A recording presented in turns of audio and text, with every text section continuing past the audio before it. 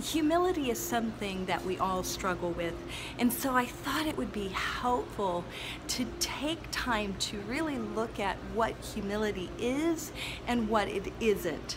Humility is not a personality trait. Humility does not have to do with being shy or withdrawn or even being insecure and holding your head down.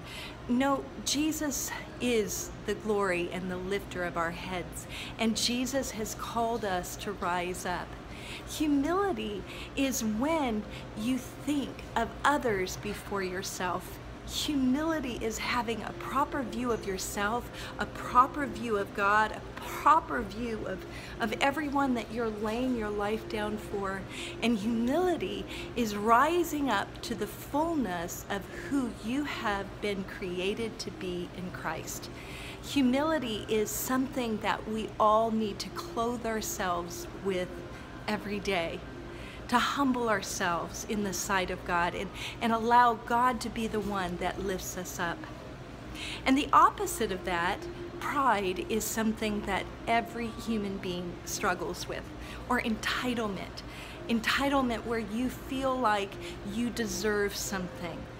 And one of the things I love about this opening story with Mary DeMuth, where she talks about her calling and her husband's calling and her family's calling to go to France in missions.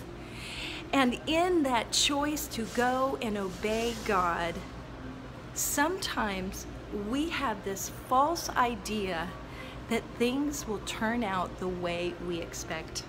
In fact, sometimes I think Christians put on glasses that are really American dream glasses.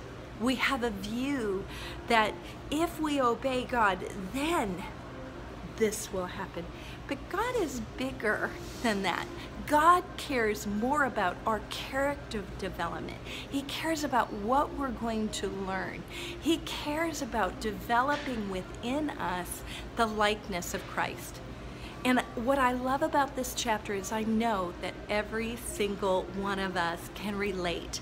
There have been times that you've been called to do something that God has called you to, and it hasn't worked. Or there have been business adventures that you have walked in and you have experienced failure. Or you thought you should go in this direction and it was much harder than what you anticipated.